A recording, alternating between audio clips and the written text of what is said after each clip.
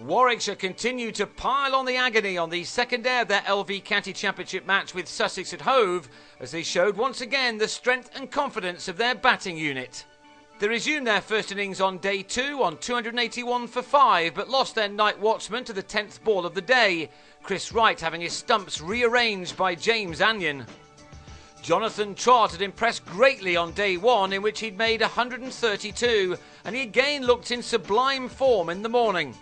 Once more his timing was exemplary, and in his first match of the summer he went to a magnificent 150 made off 269 balls.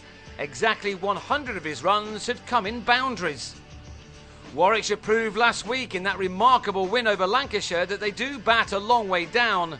In Liverpool they recovered from 81 for 7 to win, and this time the lower middle order could come in with plenty of runs already on the board. Tim Ambrose took full advantage with an excellent knock to keep Sussex out in the field for much longer than they would have hoped. The disgusting weather which hit much of the country had missed the south coast, and this gave Warwickshire ample opportunity to pile on the runs and the points, while others were sitting in the dressing room watching the rain pour down. Ambrose, who nearly quit the game a couple of years ago, was back to his best here and reached his fine 50 with his 9th boundary. He'd faced 80 balls, and some of his stroke play reminded many of why he played 11 test matches for England. With Ambrose going so well against his former county, Trott eased his way to 178, and so when he was out just before lunch it was a real surprise, Chris Nash having him caught by Michael Yardy on the drive to end Trott's near 7-hour knock. Warwickshire had failed to earn maximum batting points though, as they went to 400 after 110 overs were up. But now Ricky Clark was in and in the mood to kick on.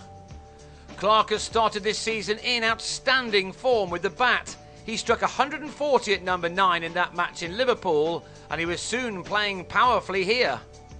Ambrose too continued on his merry way, punishing Monty Panesar if he dropped in short or if he overpitched a fraction. Soon Ambrose was at his best personal score for 3 years as he moved on to 75.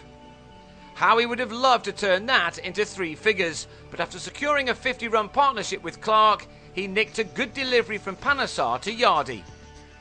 Warwickshire did so well last year by grinding out big scores, and that policy remains. Keith Barker came in at number 10 with his side already on 444 for 8, but the runs just kept on coming in the afternoon. Barker struck 200s in the championship last year, and he's clearly therefore a very good batsman who has every shot in his locker. He also hits the ball rather hard, as Clark nearly found out to his cost at the non-striker's end. With the score now rattling along, the 500 was reached, and Barker looked in the mood for many more, this shot going all the way. Clark too looked in imperious form, and he followed his last innings of 140 with another half-century made off 76 balls. He did lose Barker, who was legged before to Nash for 33, but all that did was bring in Jeetan Patel. He's already shown in the win over Somerset that he can hit a big ball. He was the last man to go at tea time, as he mistimed a shot off Nash and found Murray Goodwin at short mid-wicket. But with Clark left on 78, Warwickshire had scored an imposing 545. Sussex have been out in the field for 153 overs, and batting after that is never an easy experience. The final session then was always going to be a tough one for their batsmen to negotiate, although Nash and Ed Joyce started off well enough on what they would have told themselves was still a good batting surface. Sides after all don't score 500 plus on minefields. The opening partnership lasted 10 overs, in which this pair had put on 39. Then Varun Chopra went diving to his right, goalkeeper style, to take an edge offered by Nash off Barker. Nash was out for 18. Joyce, who'd been struck on the head, battled for more than an hour in making 14, but in the final hour he was legged before to Patel. He didn't even need to wait for the umpire's decision. That left Sussex precariously placed on 46 for 2 with 13 overs of the day to go. Had Warwickshire picked up 2 or 3 more by the close, then Sussex would have been in severe trouble.